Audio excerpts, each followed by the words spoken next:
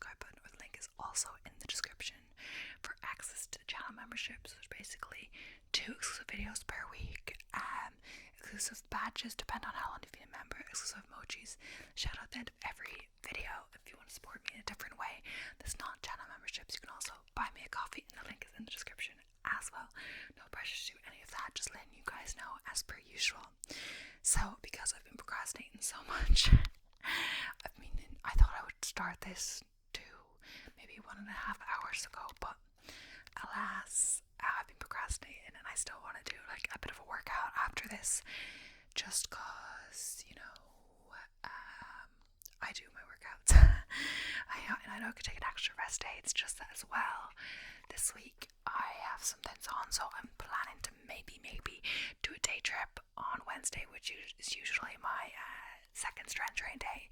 So I'm not going to take 3 rest days in the week, It's always good to do rest day before a long run, but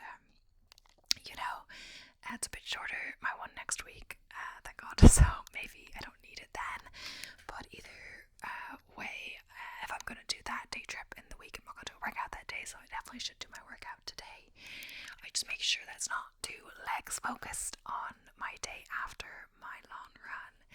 And yeah, I thought I could just film a video as well, but I have a true crime one planned, and they're always popular, so I tried to get them out when I filmed them, as well as I think tomorrow I might be doing something with a friend, so I won't film anything for sure. I might not edit something tomorrow as well, so I may have a bit less videos this week, so we'll see. I'll try to get one out today as well, but yeah. So yeah, quick update on my lawn run. I don't know if anyone cares, but well, I didn't mention it straight away. Someone did ask, so thank you for that person. But yeah, I'll keep it brief. And if I do a workout video, I think I'll go into more detail, but I'm not sure if I'll do one this month because they're not as popular as like my other videos. I'm not sure there's any point in keep doing them. It's mostly me that's interested in them, but yeah. So yeah, my long run yesterday was my longest ever, 29 kilometers or 18 miles. It was definitely long. It took me nearly 3.5 hours. I think it was 3 hours 29:30 or something for that distance, and I didn't have to stop at all except at stoplights to cross the road, which there aren't many on my chosen route for obvious reasons, of course. There's still that one light that is new in, but it's not working yet, but like it's been there for ages, so I'm like, oh, it's so annoying. It takes ages to cross, but it actually took a bit quicker yesterday, at least on the way back, because I crossed it twice. But yeah, other than that as well, when I was crossing the road, another place, the stoplight went straight away. I didn't have to wait at all, which was good and bad because I kind of needed to rest then. So sometimes, I can stop at a stoplight and it can be like a needed rest because, you don't want to kill yourself crossing the road. So yeah, you have to stop, but it's turned straight away. So I was like, I have no justification for stopping now, so I have to continue. So yeah, other than a few usual run-ins, because I run in a kind of busy-ish place on Saturday at least, I always feel like at least once a week, a dog, at least every week, at least one dog is trying to run into me, either on the lead or off the lead. It's really strange when it's on the lead. I'm like, how can, either way, nothing too dramatic happened. So yeah, and just good news in that I was 4 seconds a kilometer slower than last week overall, but I added 2 miles, so 3.2 kilometers, but as well as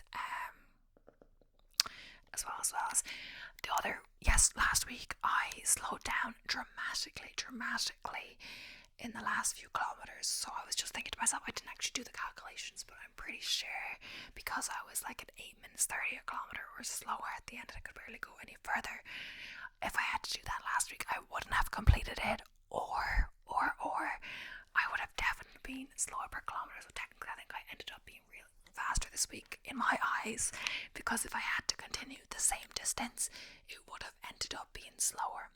So I'm really quite happy with yesterday's run because I paced myself quite well. I looked up somewhere online and it said like 20% slower than your ideal race pace for half the run, and then 10% slower for the other half, the second half of the run, so you go a bit faster. I calculated my ideal race pace is like a sub 4:30 or 4:30 marathon, which is, as I've tested last week, quite, idealistic thinking for me, because present, my half marathon isn't a 2:15, which is exactly half of 4:30, and 2:50. Usually you have to add like 20 minutes to calculate your ideal marathon pace. So that's really idealistic. I calculate the paces based on the sub 4:30 marathon. So even though I was pacing it really well for the first one, I was 20% above the pace for the half the run. When I got to 10% above, I couldn't quite make that pace comfortably without having to stop early. That's fine, because that is an ideal marathon pace for me, and I don't think I'll hit that for my first one. At least it's achievable to hit it like within the next few years for sure, I think, because if I want to continue doing racing or training for marathons, because it's not that far off. Like, some people have trained and got an hour more off their original time, so getting a 4:30 is probably definitely achievable within the next few years for me, but just not this one, especially the first race. Either way, I'm really happy in that I kept it close enough, so my pace intended was 7:36 on 20% above, if I did my calculations correctly, which I'm pretty sure I did. And I was getting about 7:30 average for that half, and I didn't set any beep alerts on my watch, but I was checking quite frequently. So there was stages at the start where it felt good, but I was like, slow down to myself, because I know I have to go faster later on, and as the run progresses you get more tired. And then later I said, actually I changed it, not to below 7. I said I'll get to 7:10 to 20, which I kind of did about there, maybe to 21, I think, for half marathon. And then from 21 to 29, the last 8, I said I'll do it 7 or below. I didn't quite make that, but I think it's fine. There's definitely a difference. Like, you can tell I'm trying to go faster, and I do achieve that. But I don't necessarily achieve exactly the goal. But again, that is calculated on an ideal pace, which I probably won't get. So if I were to calculate on a more realistic pace, the pace would have been much slower, and I definitely could have got them. So I'm happy with it overall, and especially since my last kilometre happened to be my fastest, I still had something left in the tank. I might have tried to go a bit too fast the last 3 kilometres or so. The wind was in my favour at the very end, but then I had to turn back against the wind, but then I turned into the wind again, like, just to get to a good finishing place. Just that's easy to get home then. So yeah, I'm quite happy with it, and that I still had something in the tank at the end to finish on a 6:44 kilometre. Really good compared to, I think it was 2 minutes slower my last kilometre that I was finished on last week. So I paced myself much better, and I knew this run would be easier because I was gonna pace myself and focus on pacing. Last week was a test, and I kind of failed that test, but oh well, it's fine. It was a test for a reason. I know that's just a bit too fast for me at current. Hopefully, who knows, the whole point of training is to improve your time, get better, improve your fitness, so maybe I'll be able for more at the end. I do feel like I'm in one of the best shapes of running ever. I feel like, able for more. 29 kilometers, that's a dream. In the past, like, I never thought I would get that far in one go, not having to stop except for traffic lights. And if there were no traffic lights, I probably could have, kept going.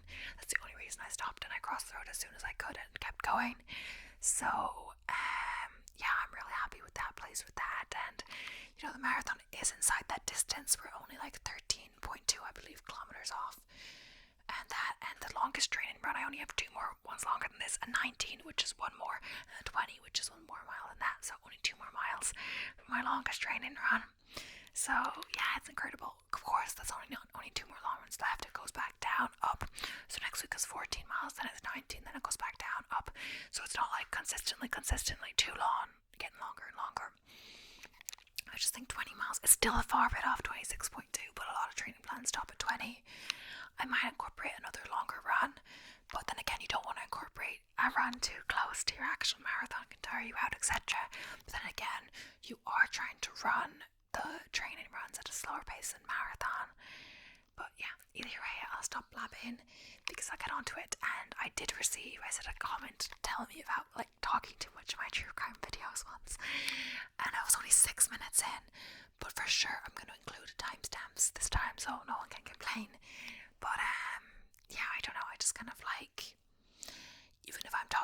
myself, I like to update, it's like a little ongoing story I have. And when I do the marathon, I'm definitely going to have a marathon training race report kind of video.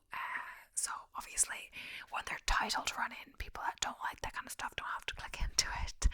So that makes more sense. But my shoe one actually did better than I thought. Like watch time wise, it done better than some of my other videos. So I'm happy with that. Like it wasn't, my best video ever, but it got a good bit of watch time from, that I was expecting. But anyway, let's get on to the video. This will be a long one. So we are on another true crime case, but it is a long one for sure. And a disturbing one as well for a few different reasons. And there's a bit up in the air for what actually happened in the end and why this all came about. So we will be talking about, as I may have mentioned, the Central Park Jogger case. So before I get just into reading it, so basically you might have heard of this. I have. There's a Netflix show on this. It's I had it in the end of my notes, but when it's something like when they see us. So I haven't actually watched this show. I thought it was a bit disturbing. I don't know, but I have watched Unbelievable, which is the rape case that I did before, and I did a video on this as well. So these are both made into Netflix shows, and yeah. Central Park Jogger case. So when they see us, it's basically about the Central Park 5, which was originally a 6. We'll get into it more in the video. It does confuse me, the 6th person, a bit, what exactly happened there. I don't think we go too much into it, but we'll go into it a bit. But basically, it's a woman who was originally unidentified in the case, but has since, been named or has confirmed herself. We'll get into it. Trisha Miley, I believe. So Trisha Miley, I looked up like a pronunciation where it tells you like phonetically. So hopefully that's how you pronounce her name. If not, I'm sorry. She was basically running in Central Park in Manhattan, New York, when she got attacked and raped, and yeah, she was left in a horrible state. And they thought she was going to die. She was even, we get to this in the end, but she was even given her last rites, which is basically what they tell you before you die, so they didn't think she was going to recover. She was in a coma for 12 days, I believe. Absolutely horrible. But in the end, she has survived, and 4 months after the attack, I believe, she was back jogging. It's inspirational. I think if I was raped while jogging, I would feel like, I would have some traumatic, I feel like I would stop. Maybe she didn't go jogging in the exact same place. Maybe she went to a safer place. Maybe she started jogging with a friend. Who knows? But that would definitely scare you off doing that again. So it's really inspirational that she, continued or whatever. Anyway, the point is that this happened, but the case is kind of about the Central Park 5 as well. So basically, 5 very young boys, 14 to I think the oldest was 16, I believe, were convicted, put in prison for years for this. When the conviction was vacated when another man who they met, I think one of them met in prison, or maybe one of them maybe they heard about the case and they felt guilty or whatever, because they were in fact the one who had raped her, and they said they had acted alone. There were confusion on whether or not, someone acting alone could have done this. But yeah, there was very little evidence on the Central Park 5. They were there on the day, of course, but they weren't like, no one saw them. There were no real eyewitnesses per se, I think, or they, they were like causing trouble, but like, not that significant, like they maybe have stole from someone or something, but no like physical attack in that exact way. We'll get into it. Sorry if I'm saying anything wrong. To a brief summary, but yeah, it's crazy how I think one of the main things that got them put in prison was that they actually confessed on video. Most of them, I think only one didn't confess on video, I believe, to doing the crime after being interrogated for ages, kept in like bad conditions, like interrogated at 3 a.m, not being allowed to sleep, all of this. And so they kind of confessed, I believe, as like they thought it would be a way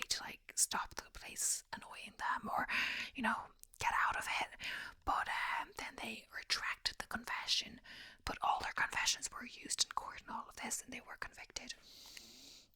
So absolutely horrible, but in the end it seems that they were innocent the whole time, and they'd lost years of their life, and their name had been put in, like, you know, true bad press, everything, and in the end they were all innocent. And the other guy, who was already in prison for life basically for multiple other rapes, was convicted, and his DNA was found at the crime scene, everything like that. So there was very little putting these boys in jail, and they were so young, the youngest being 14 years old. And yeah, absolutely so sad. Of course, Trisha and Miley suffered from all this, and she was like, testifying against them, all of this, but she didn't know that they didn't do it, so it was very confusing because she had no memory of the attack, so she couldn't really accurately say that it was them, So it's absolutely horrible on all accounts. And yeah, there was a lot of something that was racial profiling because all of these young boys were black males, and yeah, absolutely horrible. So yeah, we'll get into the case because this is going to be quite a long one. But yeah, if you're interested to see the Netflix show, I think it's called Good Reviews, I'm not sure, but I just thought it would be kind of a hard show to watch, and I had already watched like Unbelievable, I think, recently, and there's only so much like shows like that you can watch. And yeah, I'm not sure if Trisha and Miley likes the portrayal of When They See Us, because that could be more focused on the boys' account and how they were, put in jail when they were innocent. And it's different in Unbelievable, because Unbelievable, Mary Adler was accused of lying, but in the end, of course, she was not lying. There was a rapist, and he was smart in that he committed all the rapes in a different area, so that he knew that police departments didn't really communicate about cases, so he used that to his advantage and all of that. But she, in this case, it's kind of like she was attacked, but it wasn't these guys who did it. In Mary Adler's case, she was attacked, and it was the guy, but it's a bit confusing. It's not the exact same light. So of course I'm not blaming Trisha for this. She didn't know who attacked her. I don't know what she believes really about their innocence or not. But I don't think, they're not really on good terms per se, but they don't have to see each other again. But either way, Central Park Jogger case. So it's kind of just going to be going over what I've just said now, but yeah.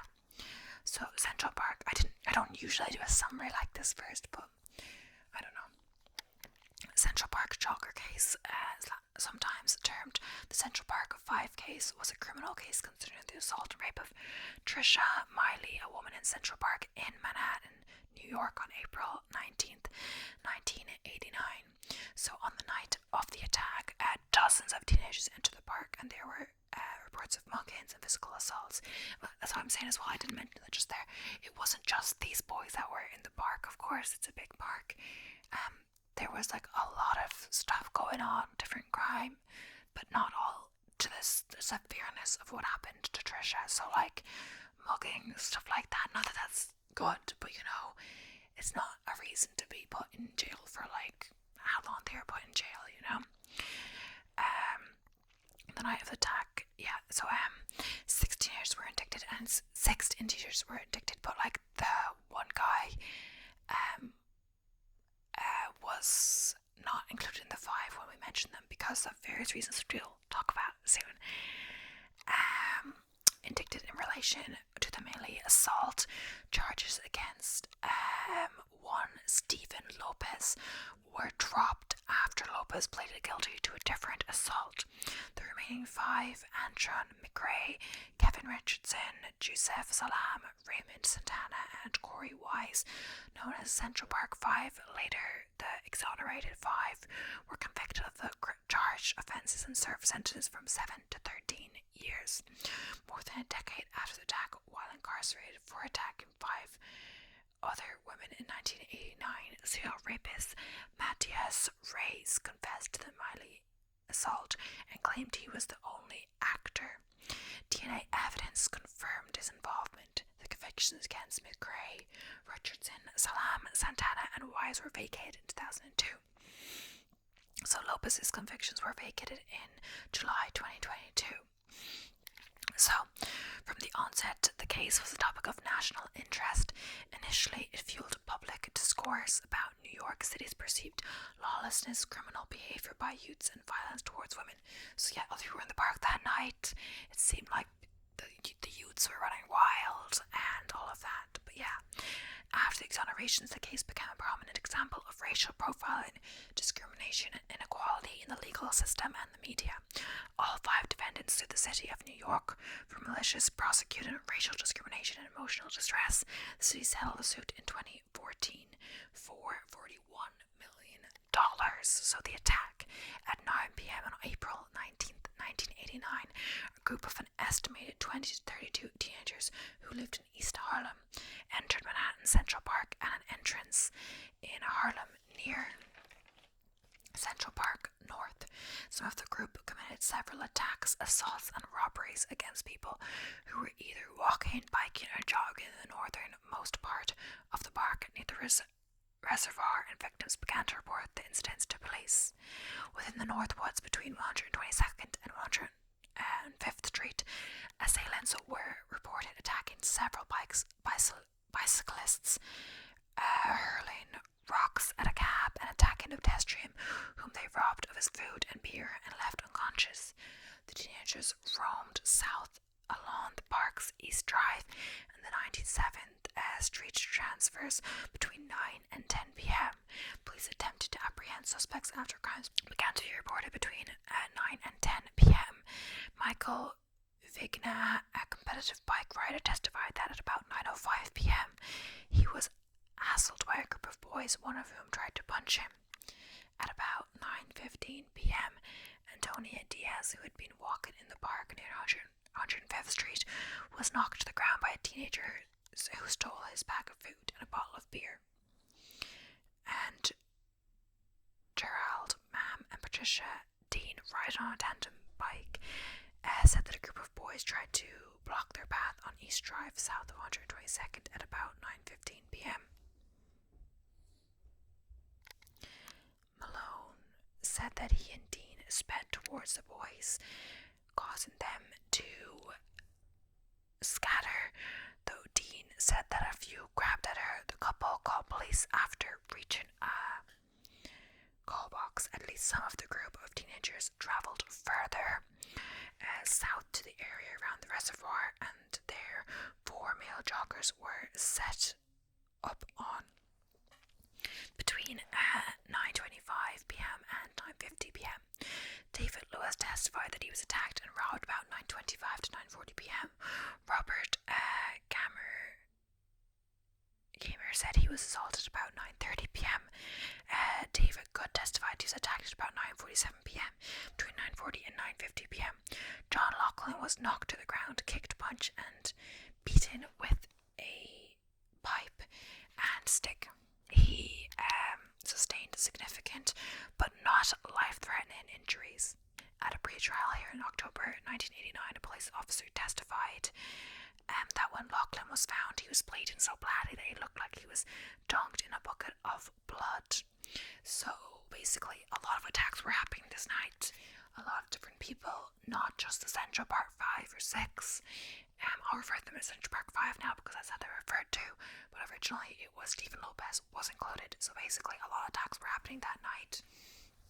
But I'm not sure if others were convicted, but these boys were the ones that got the most severe convictions and the ones that were chosen to be responsible or were seen to be responsible for the Trisha Miley attack, which, as we later found out, is not the case. So why did this happen? Why were they convicted? All of this we'll get to. So the actual main thing from this night, the other things happened too. It's not good. So basically, when I say they're innocent or they were relieved of their convictions, they were relieved of their rape conviction. And the attack conviction, kind of like whatever that was, it doesn't mean they're like completely innocent, doesn't mean they didn't rob anyone, didn't hurt anyone, but they didn't, like, you know, leave someone for dead after sexually assaulting them, you know. There was a lot of people causing ruckus in the park that night. It wasn't just these 5 boys. So why were they the ones picked out? Why were they the ones that were blamed for this? I don't know, really. We never really got clarification, but yeah. Sexual assault of Trisha Miley. So Patricia, or Trisha Ellen Miley, a 28-year-old, was going for a regular run in Central Park shortly before 9 p.m. While jogging, she was knocked down, dragged nearly 300 feet, 91 meters, off the roadway, and violently and physically and sexually assaulted. About 4 hours later, at 1:30 a.m., she was found naked, gagged, tied, and covered in mud and blood in a shallow ravine about 300 feet north of the 122nd Street crossing, a wooded area of the park. The first policeman who saw her said she was beaten as badly as anybody I'd ever seen beaten. She looked like she was tortured. Miley was so badly injured that she was in a coma for 12 days. She had severe hypothermia, severe brain damage, severe I'm saying that wrong, shock, loss of 75 to 80% of her blood, and internal bleeding. Her skull had been fractured so badly that her left eye was dislodged from its socket, which in turn was fractured in 21 places. The path of her feet dragged through the grass was marked so clearly that it could be photographed. It was 18 inches wide. Miley was not identified for about 24 hours, and it took days for the police to retrace her movements of that night. By the time of the trial of the 3 suspects, it has three suspects in June 1990. Oh, because there were separate trials. The New York Times characterized the attack on the jogger as one of the most widely publicized crimes of the 1980s. Even in 1989, so like that was at the end of the 1980s. She was unidentifiable for 24 hours. Like, they couldn't identify her for 24 hours. She was severely beaten. People, they thought that she was gonna die. It was a really bad attack, you know. And so they really, of course, they always want to find out who did it, but they were determined to, hold whoever was responsible, put them in jail, you know. So, arrest and investigation. Arrest of Lopez, McRae, Richardson, Salam, Santana, and Wise, and this is the 6th now. So Lopez is still in the 6th now, you know. Police took custody of Raymond Santana and Kevin Richardson, both of 14 years of age, at approximately 10:15 p.m. on Central Park West and 122nd Street. Oh, I keep saying if I keep saying 122nd, I mean 102nd. It's hard to say, but like if I say 22nd, I meant 102nd, so 102 Street. Stephen Lopez, 15, was also arrested within an hour of several other attacks. He reported to police. He was also interrogated. Antron McRae and Joseph Salam, both 15 years of age, were brought in for question later that day, April 20th. They had been identified by other youths as participating in or present at attacks on other victims in Central Park. Corey Wise, then known as CHARE Wise, so he actually changed his name after being released from jail. 16 accompanied Salam for question because they were friends, but was questioned himself. 4 of the 6 suspects, Salam, Wise, Richardson, and Lopez, lived at the Schomburg Plaza, a mixed-income housing complex at the northeast corner of Central Park.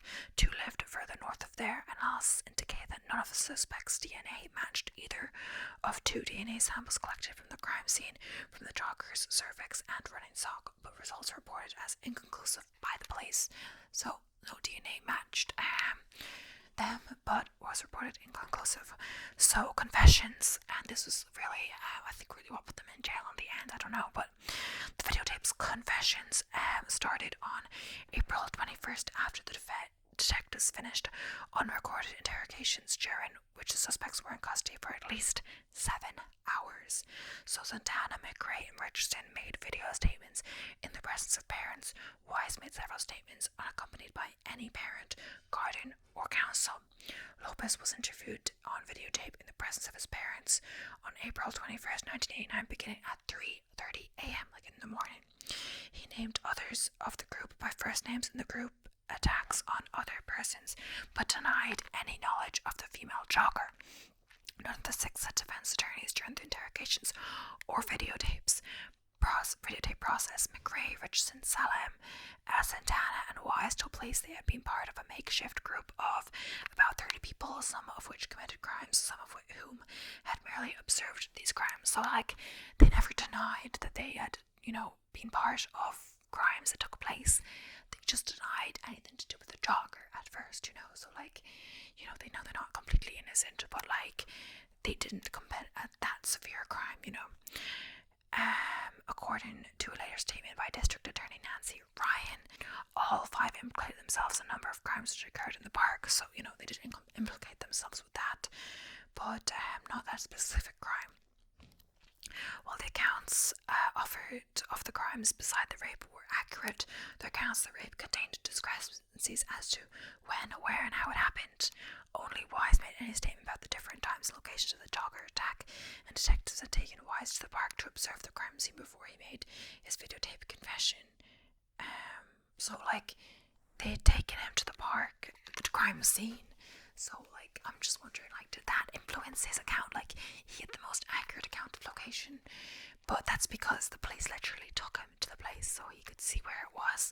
It seems like they were trying to influence them into saying something that they didn't want to say, and they didn't do, None of the 5 said they had raped the jogger, but each confessed to having been an accomplice. Each youth said that he had helped restrain the jogger or touch her sexually, while one or more had raped her.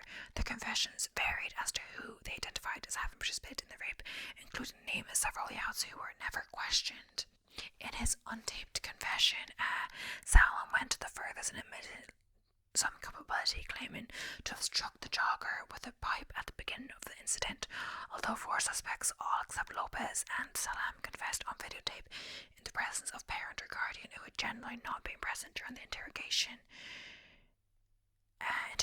each of the 4 retracted his statement within 4 weeks. Together they claimed that they had been intimidated, led to, and coerced by police into false confessions. While the confessions were videotaped, the hours of interrogation that preceded the confessions were not. When taken into custody, Salem told the police he was 16 years old and showed them identification to that effect. If a suspect had reached 16 years of age, his parents or guardians no longer had a right to accompany him during police question or to refuse to permit him to answer any questions. After Salem's mother arrived at the station, she insisted that she wanted a lawyer for her son, and the police stopped the questioning. So sometimes I feel like in underage things I see in TV shows, that's all I really know, but like they try to question you before the lawyer is present, that they think you'll say more because the lawyer will, help you not say anything that will implicate yourself. Even if you're innocent, you could accidentally implicate yourself. Confess under confessions, under duress, etc. So the lawyer, the parent will help you stay on track. Know that, it's hard conditions. So yeah. So even though his mother wasn't allowed in, she made sure to ask for the lawyer and stop the question, which was good. He neither made a videotape nor signed the earlier written statement, but the court ruled to accept it as evidence before his trial. So he never did a videotape, but they still ruled to accept his statement. Detective Tom McKenna falsely told Salem that his fingerprints had been found on the victim's clothing. McKenna reported that Salem subsequently confessed to being present at the scene of the rape. So the techniques they use, they're not fair. They're not just. They said their fingerprints were there, even though they hadn't, to try to get him to confess, and that led him to kind of say stuff, You've seen this in TV shows as well. They'll tell the other person that the other person had, said something against them just to try and get them to confess, like, to try to implicate the other person, like, he says you were involved, like, what's the true story, like, you did the attack, and then they'll say, oh no, he did it, they'll just try to pit them against each other, even when neither said that, It's brutal. Like, you see they're trying to, get justice, but like, at one stage, like, you want it to be the truth, you don't want false confessions. There's no point putting an innocent person in jail just to have a confession, So the tactics, are they credible? Are they fair? Not really, I can't really make that much like statements on this, but yeah. So confessed to being present at the scene of the rape. So years later, Salem said I would hear them beating up Corey Wise in the next room, and they would come and look at me and say, "You realize you're next?" Like, even beating the boys, like, what does this come to? Gotta realize this was different times. This was a good few years ago, But still, like, beating them, like, of course they're gonna falsely confess, You think, oh, I wouldn't falsely confess to such a terrible crime or in general, but you don't know the duress they were under, So the fear made me feel guilty, like I was not going to be able to make it out. Within 2 weeks of their confessions, each of the suspects recanted. They argued that statements requested by police and their rights to counsel and Miranda warnings had been violated. So, April 21st press conference. On April 21st, senior police investigators held a press conference to announce having apprehended about 20 suspects in the attacks of a total of 9 people in Central Park. 2 nights before began to offer their theory of the attack and rape of the female jogger. Her name was withheld as a victim of a sex crime. The police said up to 12 youths were believed to have attacked the jogger. New York City senior detectives said the term wilding was used by the suspects when describing their actions to police. The account of the term wilding was soon disputed by investigative reporter Barry Michael Cooper, who said that it originated in a police detective's misunderstanding of the suspect's use of the phrase "doing the wild thing," lyrics from rapper Tone Lock's hit song "Wild Thing." So they may have misunderstood them, may have tried to make them sound worse than they really were. Media coverage. At a time of concern about crime in general on the city, which was suffering high rates of assaults, rape, and homicide, these attacks provoked great outrage, particularly the brutal rape of the female jogger. It took place in the public park that is mythologized as the city's verdant democratic refuge. New York Governor Mario Cuomo told the New York Post, "This is the ultimate shriek of alarm." Normal police procedures stipulated that the names of criminal suspects under the age of 16 were to be withheld from the media and the public, but this policy was ignored when the names of the arrested juveniles were released to the press before any of them had formally been arraigned or indicted. By that time, more information had been published about the primary suspects in the rape, who did not seem to satisfy the typical profile of perpetrators. Reporters had found that some came from stable, financially secure families. Police had ruled out drugs or major robbery, and most had no criminal record. On April 26, 1989, the New York Times published a cautionary editorial against the use of labels and questioned why such well-adjusted youngsters could have committed such a savage crime. After the major media's decision to print the names, photos, and addresses of the juvenile suspects, they and their family received serious threats. Why would they print the addresses of criminal suspects? Like, what the hell? I know they could, if they find their names and whatever, they probably could, people can find the addresses, people have their ways, but still, like, why? Received serious threats. Other residents, living at the Schomburg Plaza, where 4 suspects live, were also threatened because of this. Editors of the City Sun and the Amsterdam News chose to use Miley's name in their continuing coverage of the events. Reverend Calvin O. Butts of the Amish Baptist Church in Harlem, who came to support the five suspects, said to the New York Times, "The first thing you do in the United States of America when a white woman is raped is run to a bunch of black youths," and I think that's what happened here. So yeah, it's interesting thing for sure. In most media accounts of the incident at the time, Miley was simply referred to as a Central Park Jogger, but 2 local TV stations violated the media policy of not publicly identifying the victims of sex crimes and released her name in the days immediately following the attack.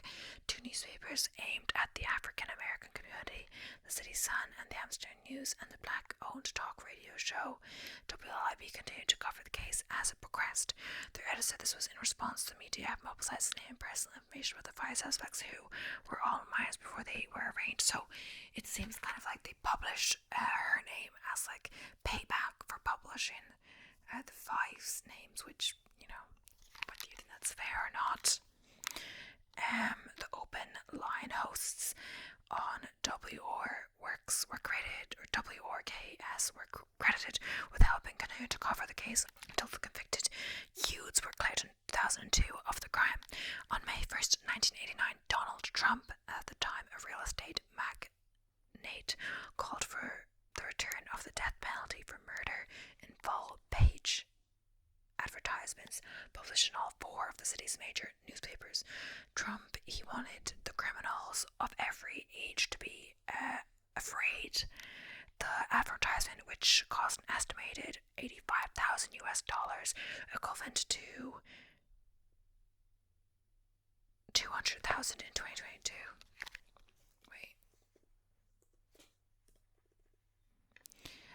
Equivalent to $201,000 in 2022. Said in part, Mayor Koch has to hate and rancor should be removed from our hearts. I do not think so. I want to hate these muggers and murderers. They should be forced to suffer. Yes, Mayor Koch, I want to hate these murderers, and I always will. How can one great society tolerate the continued brutalization of its citizens by crazed misfits? Criminals must be told that their civil liberties end when an attack on our safety begins.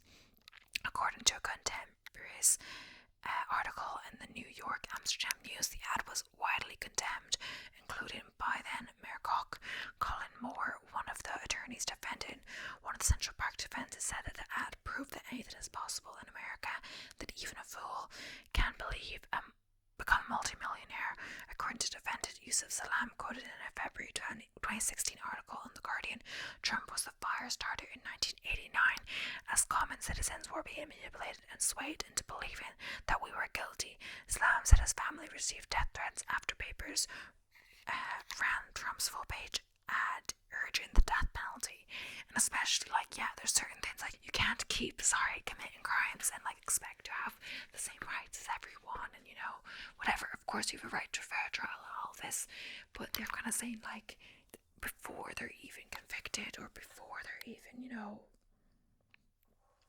I think this is before the trial even took place, he's advocated for the death penalty or whatever it is, innocent until proven guilty, of course. And even then, what do we think about this? Still, 1989 1991, criminal actions. So on May 10th, 1989, Lopez, McRae, Richardson, Salam, Santana, and Wise were indicted with attempted murder and other charges in the attack on and rape of the female jogger, and additional charges relating to the attack of David Lewis, the attacker, and robbery of John Laughlin and riot. Oh yeah, I forgot that. Yeah. So we're talking about murder because they were, charged with attempted murder, and we'll see what happened in the trial.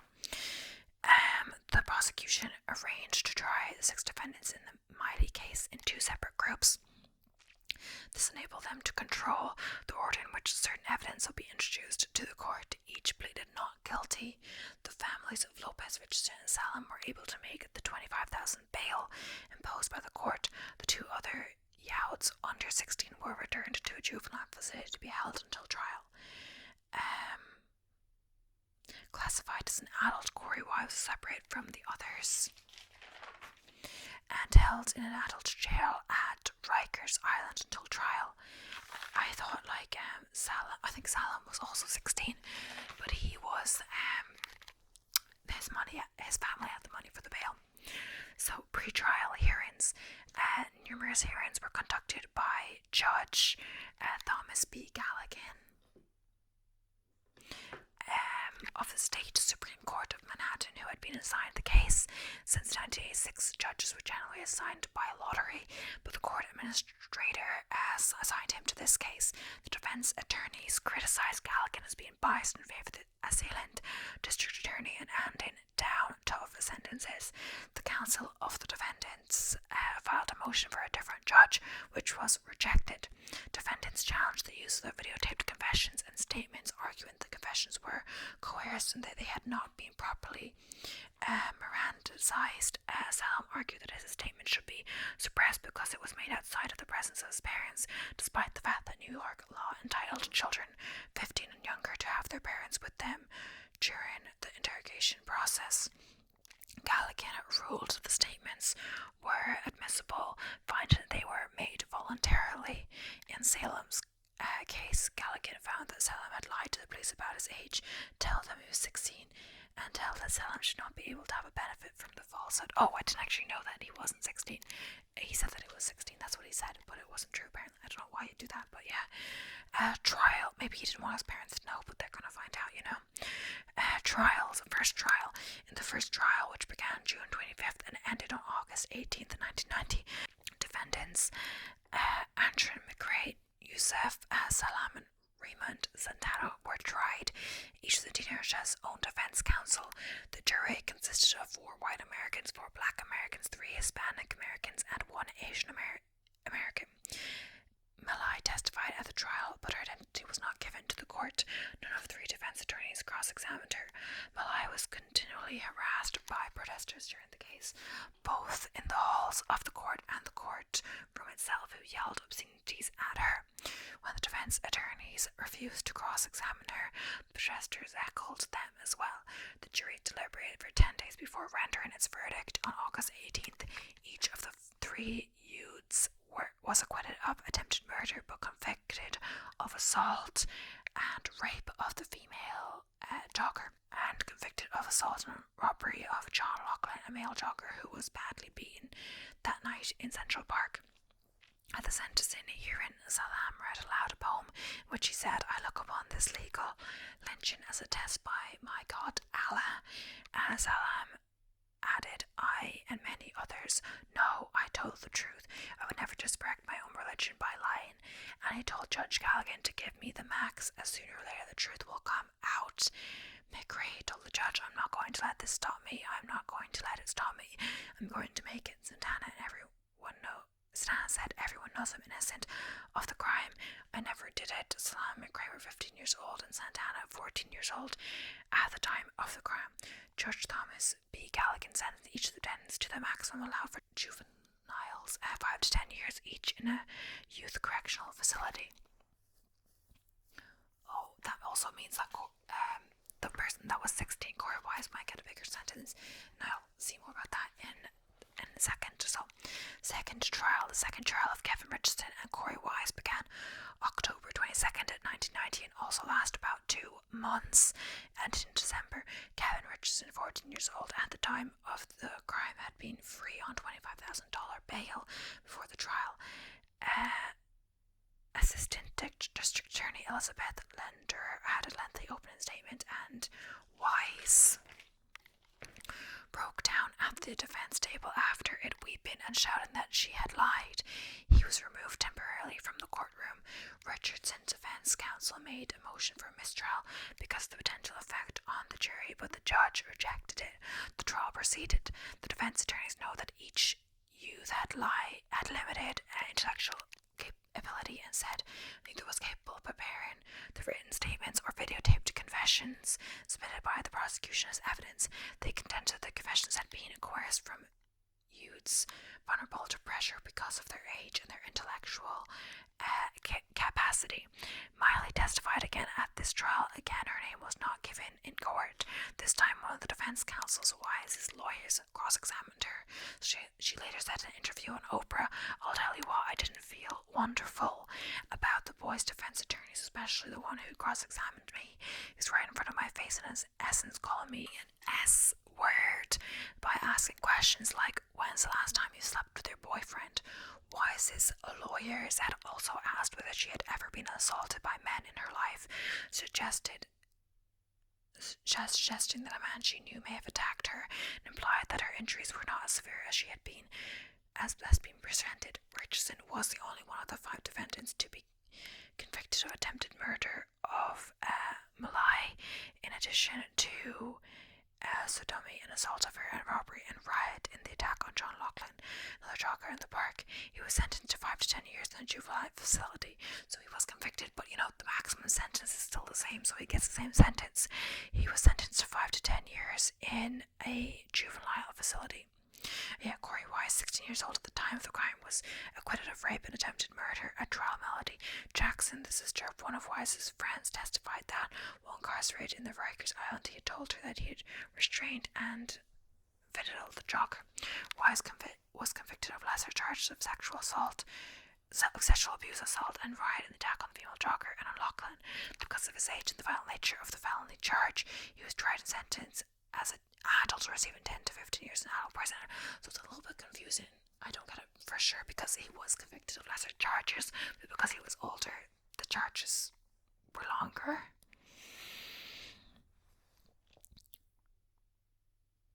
I don't know, honestly. After the verdict, Wise shouted at the prosecutor, "You're going to pay for this. Jesus is going to get you. You made this up." So he's been a bit, he has to learn how to, have to control yourself in that kind of situation, but still. Jurors who agreed to interviews after the trial said that they were not convinced by the youth's confessions, but were impressed by the physical evidence introduced by the prosecutors. Seaman grasped her into hairs described as consistent with the victim's hair that were recovered from Richardson underpants. According to an FBI expert who gave evidence at the trial, all 5 defendants could be excluded as being the man who had left the semen inside Miley and on a sock. Criticism of the jury verdicts. So, in a 1991 article, Joan Didion suggests that verdicts stemmed from a cultural crisis, writing, "So fixed were the emotions provoked by this case that the idea that there could have been for even one juror even a moment's doubt in the state's case seemed to many in the city bewildering, almost unthinkable. The attack on the jogger had been then passed into narrative, and the narrative was about what was wrong with the city and about its solution." In a 2016 Guardian article, defense counsel William Warren was reported saying that he thought Trump's ads in 1989 had played a role in securing conviction by the jury, saying that he poisoned the minds of many people who lived in New York City and who rightfully had a natural affinity for the victim. He noted, notwithstanding the jurors' assertions that they could be fair and partial, some of them or their families who naturally have influence had to be affected by the inflammatory rhetoric in the ads. In 2019, Time magazine also assessed Trump's ads in 1989 as having adversely affected the case for the defendants. Lopez's plea deal. So, like the 5 others, Lopez was indicted for charges relating to the attacks on both Miley and Laughlin. Like the 5 others, Lopez was indicted for charges related to the attacks on both Miley and Laughlin. He denied any knowledge of the rape in his videotaped confession, but was implicated by other defendants' statements. Although Assistant District Attorney Elizabeth Lederer had said she would not accept a plea deal for any of the defendants indicted in the rape case, she did come to agreement with Stephen Lopez and his attorney in the court on January 30th, 1991, prior to a new jury being selected for his trial.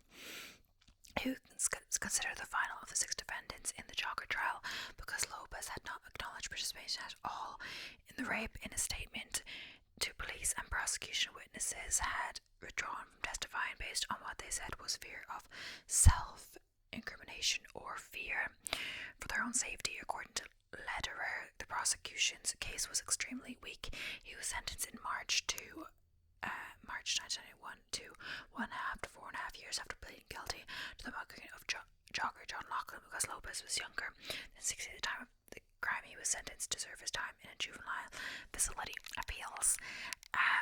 4 of the 6, all but Santana and Lopez, appealed their convictions, varying, challenging Judge Gallagher's decision. to admit their confessions, and whether their confessions were sufficiently corroborated by other evidence, their convictions were upheld. So none of the appeals worked or whatever. Incarceration. So through their time of incarceration, McRae, Richardson, Salam, Santana, and Wise maintained their innocence in the rape and attack of Miley, including hearings before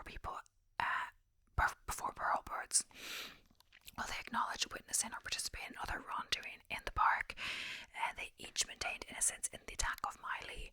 Richardson, Salam, and Santana attended classes and earned a GED and also completed an associate's degree while there. Wise had to serve all of his time in adult prison and encountered so much personal violence that he asked to stay in isolation for extended periods. He was held at 4 different prisons. Having asked for transfers in the hope of improving his situation, he was released in August 2002, the last of the 5 men to leave prison. Santana was released in 1995, McRae in 1996, and Salam Richardson in 1997. Wise was released in August 2002. So, discovery of assailant. So, in 2001, Matthias Rice met Weiss when they were held at the Auburn Correctional Facility in upstate New York. Rice subsequently informed a corrections officer that he had raped Miley. In 2002, Rice told officials that on the night of April 19th, 1989, he'd assaulted and raped the female jogger. He was 17 years old at the time. The assaultant said he had committed it alone. He also said that he'd intended to burglarize the victim's apartment. Rice was then working at an East Harlem convenience store on 3rd Avenue and 102nd Street and living in a van on the street. Rice was believed to have raped another woman in the same area of the park during the day on April 17, 2 days before the attack on Miley. So initially the Miley case was investigated as a homicide, and the April 17th rape was investigated as a rape assault, which resulted in a lack of comparison of the DNA recovered in the 2 cases. The NYPD did not have a DNA database until 1994. After that, detectives and prosecutors had access to common information about DNA from evidence and taken from suspects in certain crimes. During the summer of 1989, Rice raped 4 women, killing 1, and was interrupted. After robbing a 5th, he was sentenced to 33 and a half years to life after he pleaded guilty to the top counts in each case. District Attorney Robert Morgenthau's office was notified of the confession in 2002. Morgenthau appointed a team led by Assistant District Attorney Nancy and Peter Casolaro.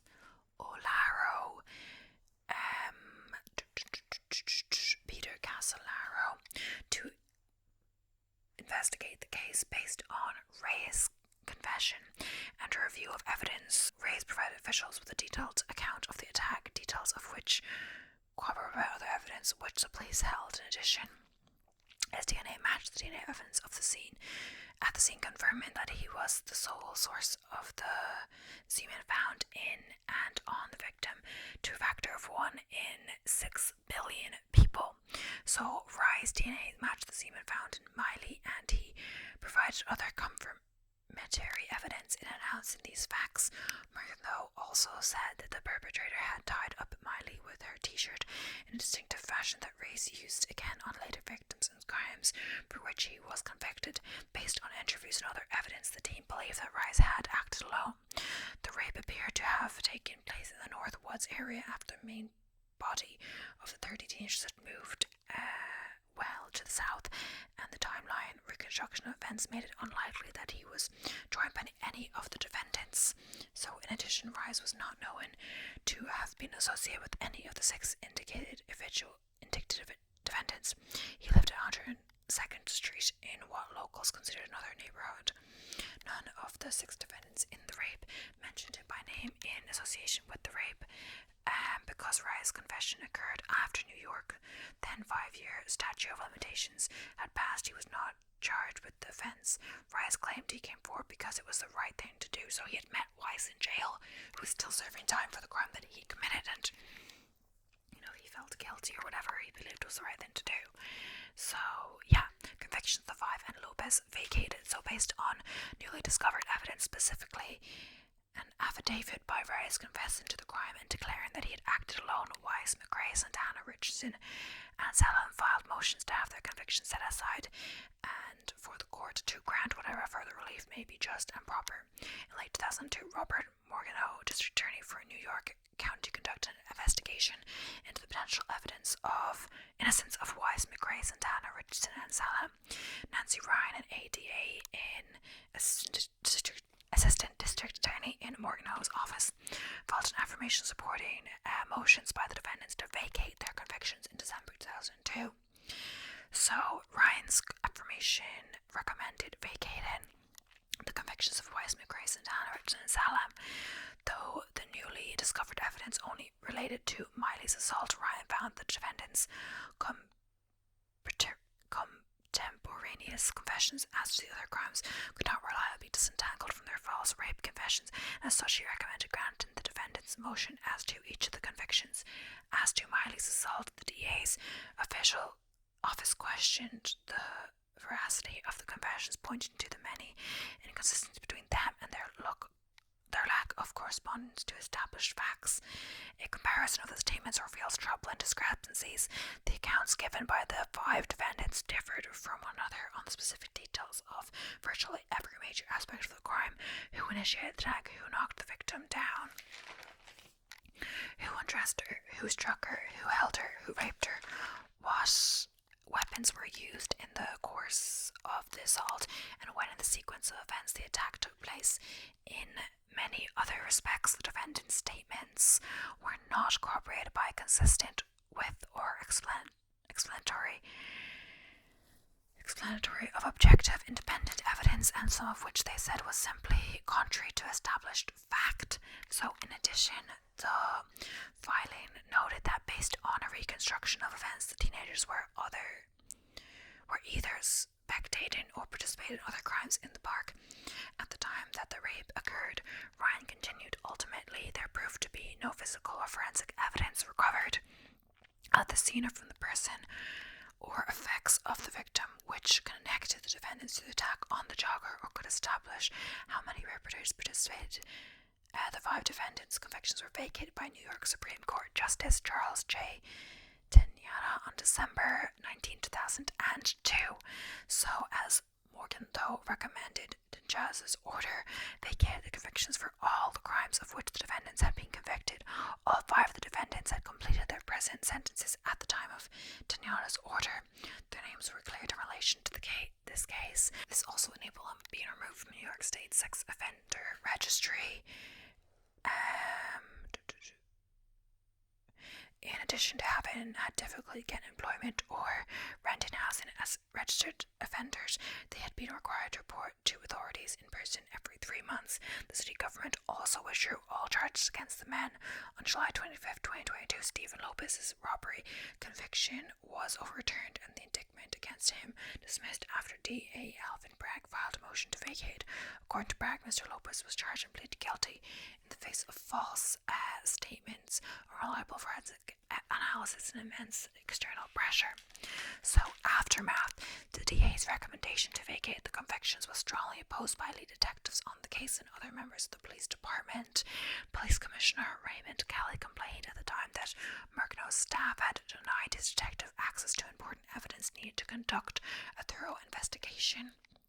Linda Fairstein, who directed the original prosecution, agreed with the decision to vacate the rape charges, but said the separate assault charge should have remained.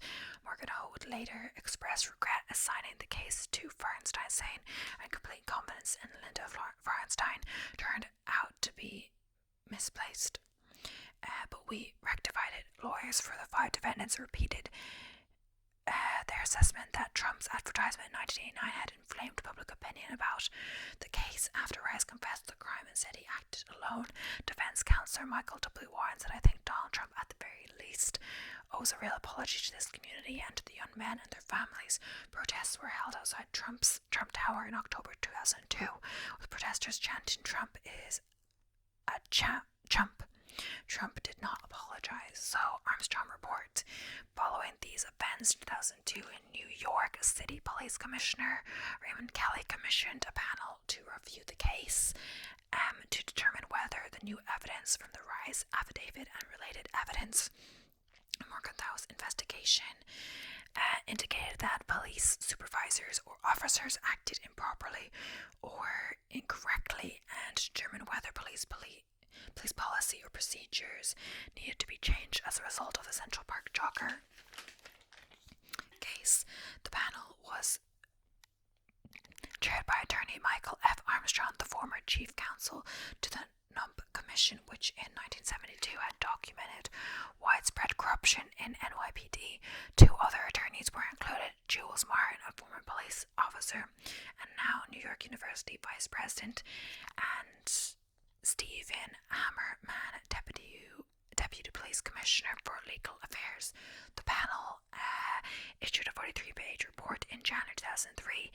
In its January 2003 Armstrong report, the panel did not dispute the legal necessity of setting aside the convictions of the 5 defendants based on the new DNA evidence that Mr. Rice had raped the jogger, but it disputed acceptance of Rice's claim that he alone raped the jogger. It said there was nothing but his uncorroborated word that he acted alone. Armstrong said the panel believed the word of a serial rapist killer is not something to be heavily relied upon.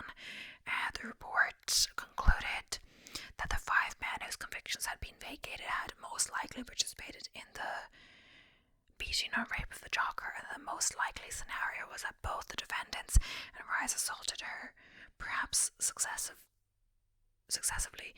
The report said Rice had most likely either joined in the attack as it was ending or waited until the defendants had moved on to their next victims before descending upon her himself, raping and inflicting upon her the brutal injuries that almost caused her death. New York City detectives supported the 2003 Armstrong report by the police department. The panel said there had been no misconduct in the 1989 investigation of the Central Park Jogger case. As to the 5 defendants, the report said, "We believe the inconsistencies contained in the various statements were not as to destroy their reliability. On the other hand, there was a general consistency that ran through the defendant's description of the attacker on the female jogger. She was knocked down on the road, dragged into the wood, hit and molested by several defendants, sexually abused by some, while others held her arms and legs and left semi-conscious in a state of undress." Edward Conlon, a writer and former New York police officer, said that Armstrong, in support of his assessment, offers a number of tantalizing theories only partially ungirded by fully explored evidence.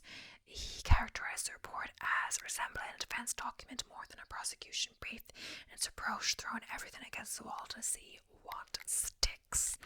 So, lawsuits against New York in 2003, McRae, Richardson, Santana, Salam, and Wise sued the city of New York in federal court, accusing the city's police and prosecutors of false arrest, malicious prosecution, and a racially motivated conspiracy to deprive the men of their civil rights.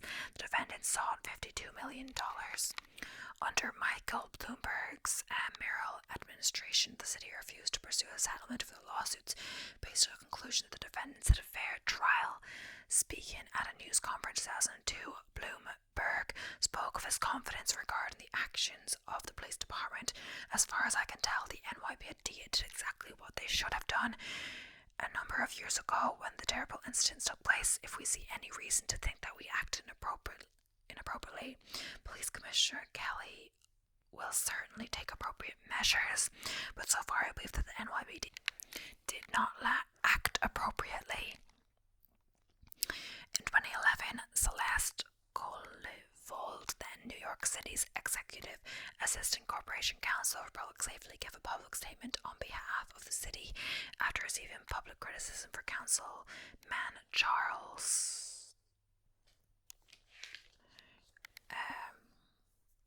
Barron for failing to resolve the lawsuits. The charges against the plaintiffs and others youths were based on abundant probable cause, including confessions that withstood intense scrutiny in full and fair pretrial hearings and had 2 lengthy public trials.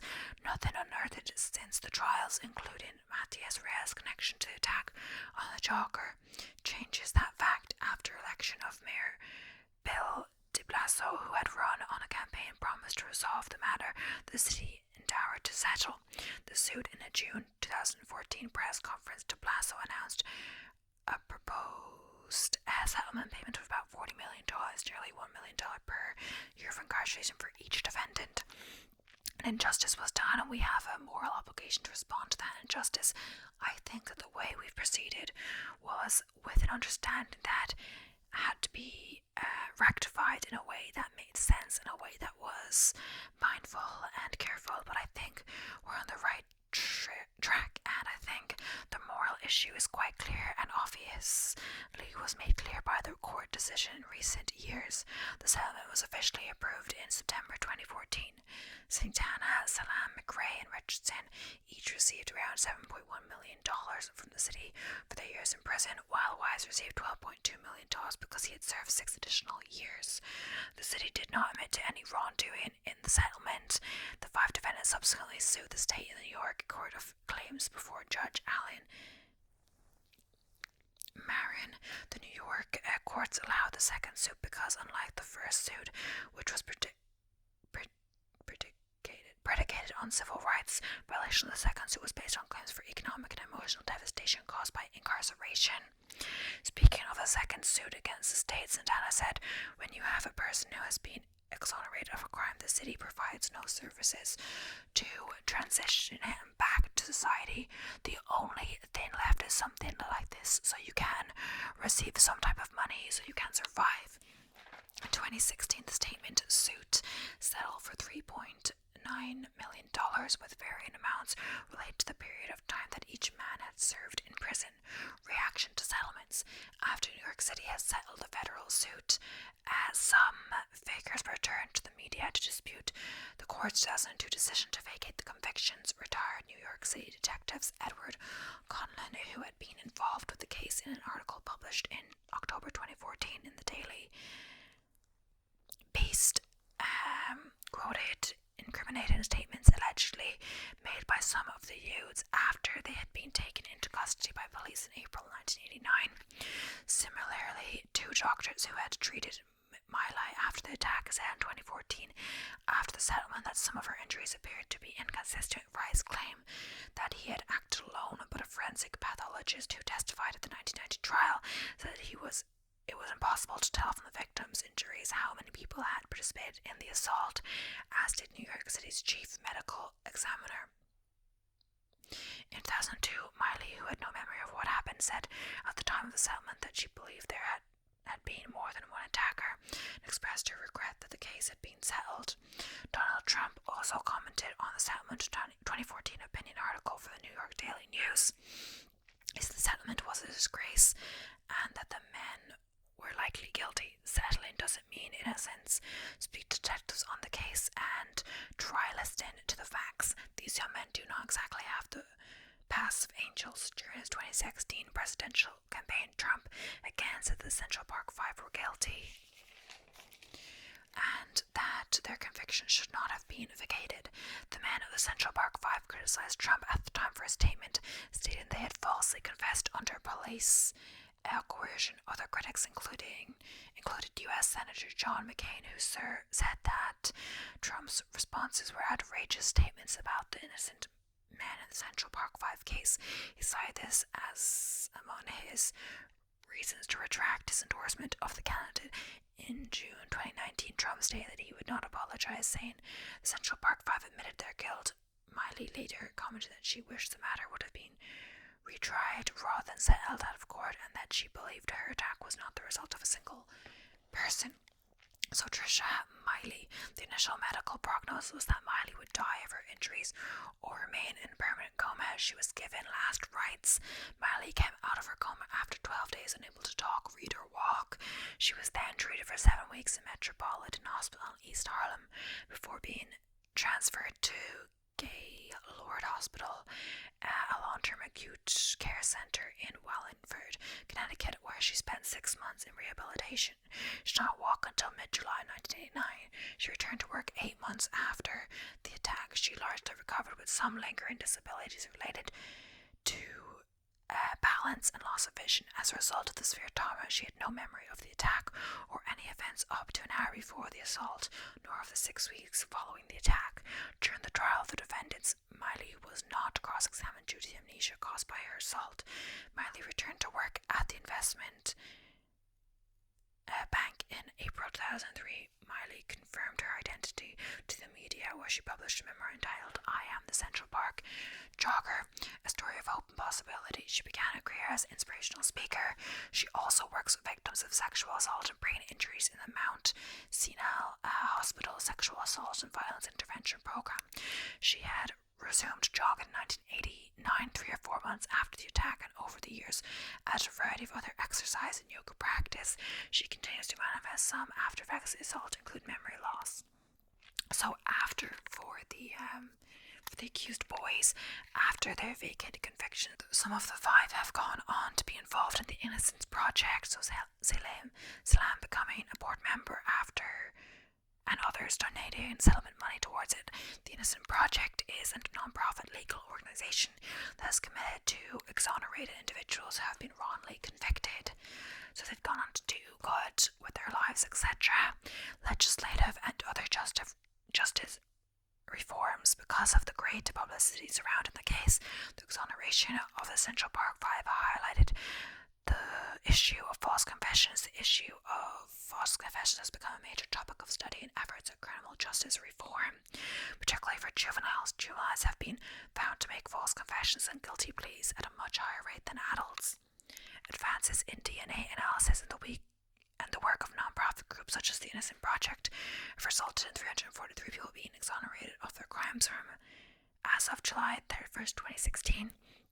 Due to DNA testing, this process revealed the strong role of false confessions in wrongful convictions, according to a 2016 study by Craig J. Trujillo, director of the Miami Law Innocence Clinic. 27% of these persons had originally confessed to their crimes. Members of the 5 have been among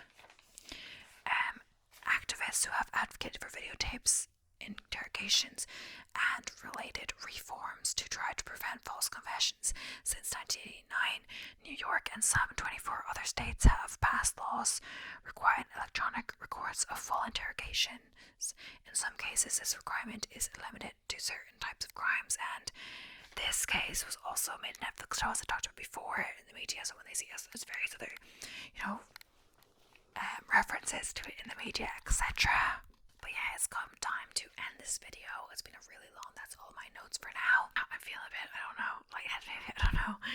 Hopefully I'm okay. I still want to do my workout, so I procrastinate way too much, like looking up running shoes again. And just like, in general, it's Sunday, I'm tired, So we'll see. I think I'll try to do my workout now. I've been having a few snacks to keep me over, but it's getting quite late to have lunch. But this is a super long video. I would be filming for the length of 2 videos. I only intended to do 1 video today to be like, so it would take less time, but I didn't know my 1 video would be the length of 2 videos or more. But yeah, sorry for rambling the start, whatever. I'll leave timestamps below, everything like that.